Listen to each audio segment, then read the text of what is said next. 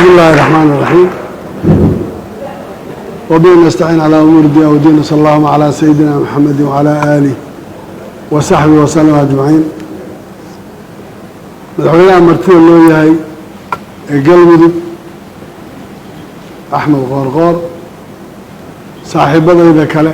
وذا سعونية مرتين هو عيسايا مدحوينياشا كونفور قلبي بنتلان يهير شبال وحنا كحيانك قلبي قدوميها بارلمانك يكحيان ديسا رمان ري قلبي بارلمان يا وزيري يا شعبه يا انت كلا مرتبه ee la socotay madaxweynayaasha madaxda xildhibaanada ka socda labada aqal ee dawladda federaalka ah bulshada rayidka ah iyo dhammaan dadka ka soo qayb galay waxaan leeyahay assalaamu calaykum waraxmatullaahi wabarakaatu waxaan rabaa inaan marka hore u mahad celiyo madaxweyne axmed qoorqoor iyo maamulkiisa iyo ku-xigeenadiisa iyo reer galmudug sida aad iyo aad xushmadda iyo ixtiraamka u lahayd ee u soo dhaweeyeen wufuuddii u timid iyo nooca qabanqaabada shirkan oo aan isleeyahay iyadoo la lahaa war galmudug sida ay saaxiibaday sheegayeen waqtiga aan qabannay oo la yidhi 7 bisha 8 aan shirka qabanno madaxweynuhuna uu safar markaa ku jiray ma qabsoomi karaan iyo ma iman karaan ay u qaateen inay waqtigaas qaabtaan iyo qof kastoo imanayo waftiyada ka mid ahay waxa uu filayay waxaan ahayn uu la soo kulmay waxaan rabaa inaan idinka mahad celiyo aan idhaahdana galmudug maanta waxay ku taagan tahay waddo fiican ee dadnimo hore ku jirtay la soo wada baxeen maantana waxay ka muuqataa dhuusamareeb iyo reer galmudug soo dhaweynta marka laga soo tago haddana sida ay u diyaarsan yihiin iyo dowladnimada ay raadinayaan iyo qabanqaabada ay isugu wada yimaadeen ma koobi karo laakiin mar labaad iyo mar saddexaad baan leeyahay aada iyo aad baad u mahadsantihi intaa marka laga soo tago shirkaani muhiimadda uu lahaa waxaa ka hadlay saaxiibka martida loo yahay iyadoo aan filayo in mar walba yuusuf garaadne uu halkiisa dhaan wada ku darsanayay inuu yahay shir maanta qof walba uu soo fiirinayo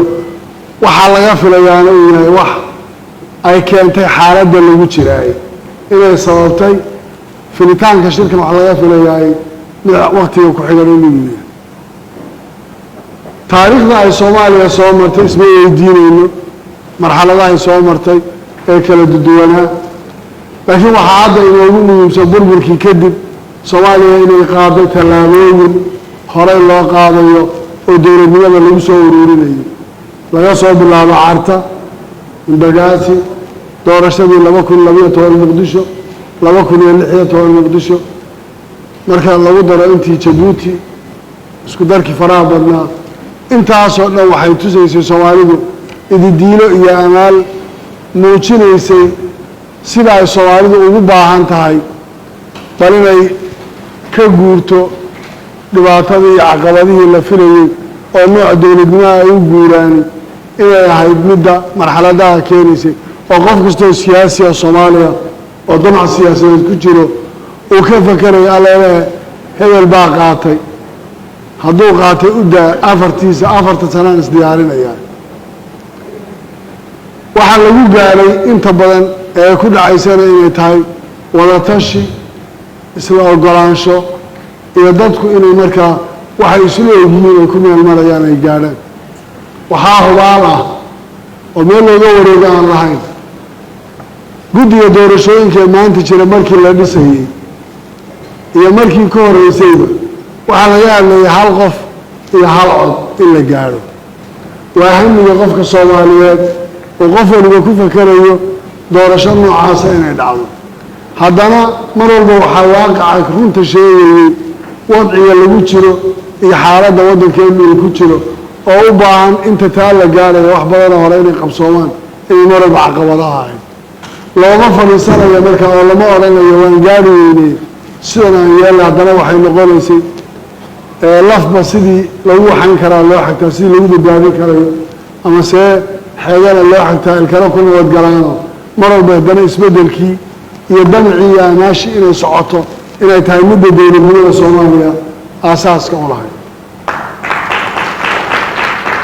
لما كل يوم يحيى طوانكي مركي لجاه اللي وحقات وليس كله ساري إلى دعوة دورة شهر فيها العضو وذلك ناشنال ليدرز فورم كي يتلاوون كمقابل وحي السبيني هذانا ويسعون كرويدي أو وقت يلوجي لودك أي حالة أتكلم وحي كأنتي إلى تاسس عويدي وعرجينا يا مركا أما ما أنت الشركة المهمة وصيك أنت وحي هاي أنت دور شوي كصوص لما كن يكويلات لما كن يلوات هذا العيا ودتك أي بدل صهر القانون وقفل بين مركا تأويلك ودونه وسيني taas macnaheedu waxay ku soo ururaysaa shirkan asal uu yahay in la wada tashado dowlad goboleedyadu waa qaab dhismeed ka tirsan systemka federaalka Soomaaliya xaq u leh inay tashadaan oo wax badan oo masiirka wadanka iyo iyaga gaarka oo ka tashada waxa kale oo weynisa dowladda federaalka mas'uuliyintooda iyo dowlad goboleedyada laftirkooda talada ka dhaxaysa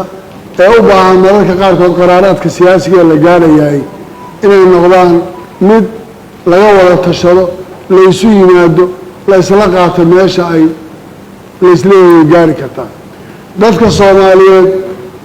marka waayeel waxa la hortiisa caana loogu barxaa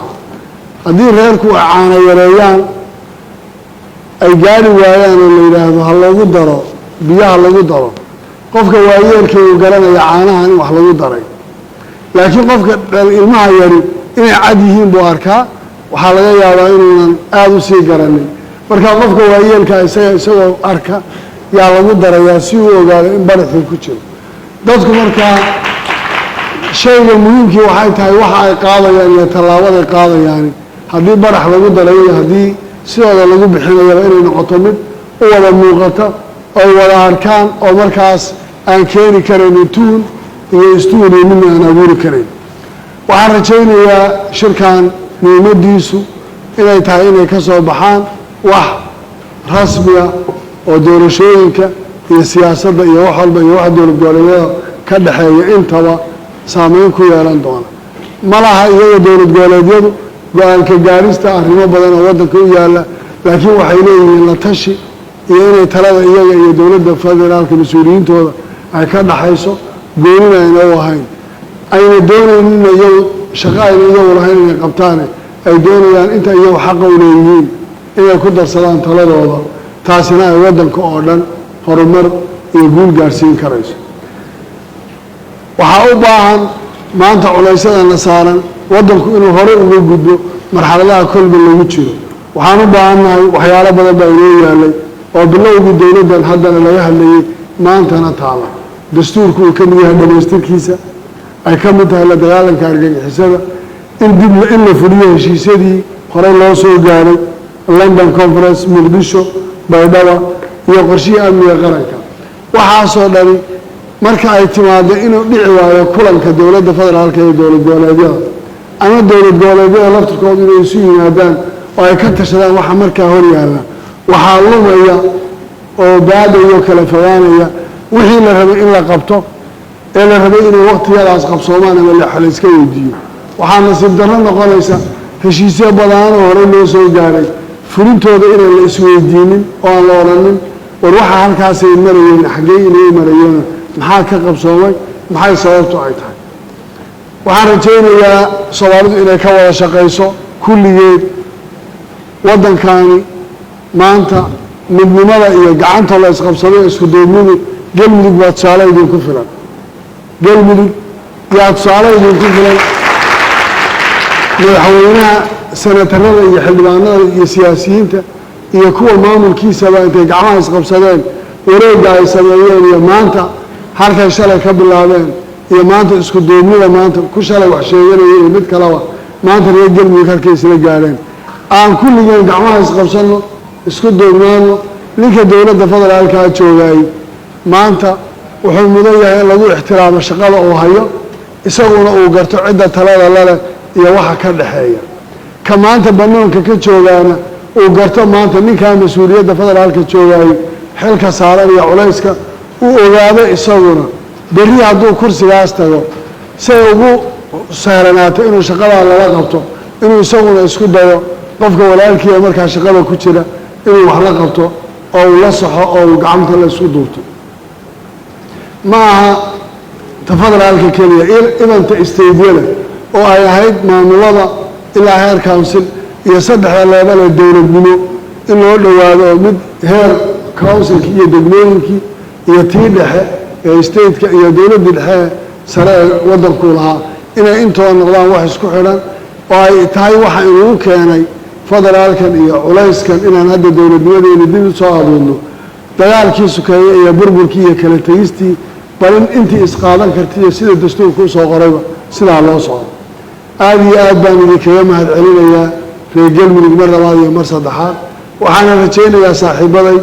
inuuna shirkaan noqonin kii ugu dambeeyey ee shirar badan aan yeelanno la isku xidhnaado la wada shaqeeyo waxa ka soo baxayana ay noqoto shirkani gaar ahaan arrimaha doorashooyinka ku saabsan inaan wax cad